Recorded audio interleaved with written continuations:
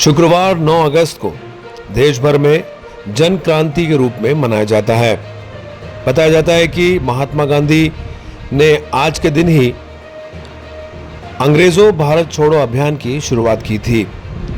इसी को मद्देनजर रखते हुए देश भर में जन क्रांति के रूप से इस दिन को मनाया जाता है, जिस पर सभी शहीदों को और उनके बलिदानों को याद कर उन्हें नमन किया जाता है। इसी कड़ी में उदयपुर के विभिन्न संगठनों, समाज सेवियों और वरिष्ठ जनों ने शहर के टाउन हॉल स्थित शहीद स्मारक पर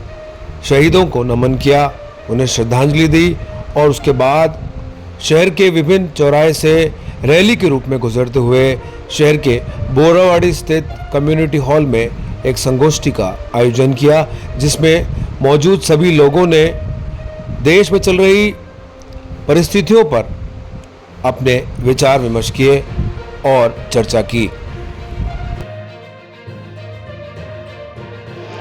आज 9 अगस्त है, जो कि भारत की आज़ादी के संघर्ष का एक बहुत महत्वपूर्ण दिन है, जब भारत छोड़ो आंदोलन की शुरुआत महात्मा गांधी के आह्वान पर हुई और एक जन क्रांति दिवस के रूप में इसे मनाया जाता है। आज जो आयोजन हुआ है उसी की याद में हुआ है और ये बात कही गई है कि आज हिंदुस्तान के अंदर एक दोबारा जन क्रांति की आवश्यकता है, क्योंकि जिन संवैधानिक मूल्यों के लिए आज़ादी के सेनानियों ने अपनी जान दी, कुर्बानियाँ दी, उन सब पर खतरा आया हुआ है। देश फिर तानाशाही की ओर बढ़ रहा है और ऐसे में एक नई जन क्रांति की आवश्यकता है। आज के इस आयोजन के जो मुख्य वक्ता हैं वे जाने माने पत्रकार अशोक वानखेड़े जी हैं और उन्होंने भी ये कहा कि हम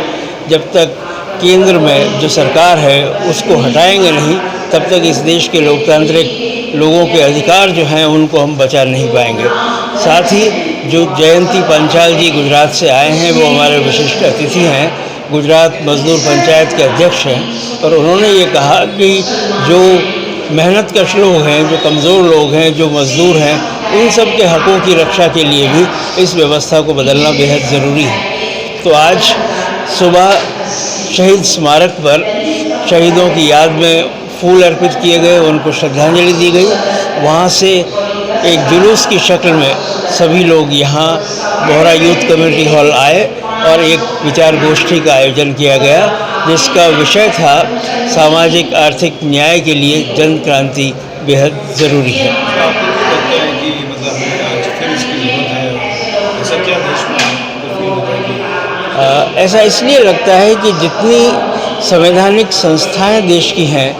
उन पर एक ख़ास किस्म की विचारधारा, ख़ास तौर से हिंदुत्ववादी विचारधारा के लोगों ने कब्ज़ा कर लिया है और यह सरकार जो अन्य विचारधारा के लोग हैं, जो विभिन्न धार्मिक समुदाय हैं, उनके लोकतांत्रिक अधिकारों की रक्षा करने में विफल रही है। साथ ही जो कॉरपोरेट और पूंजीपति वर्ग है उनके हिस्सों को ज़्यादा महत्व दिया जा रहा है, जबकि देश में भयंकर आर्थिक विषमता बढ़ रही है, गरीबी बढ़ रही है, लोगों को जिंदा रहने के लिए पर्याप्त साधन मुहैया नहीं है। 80% लोगों को, लगभग 80 करोड़ लोगों को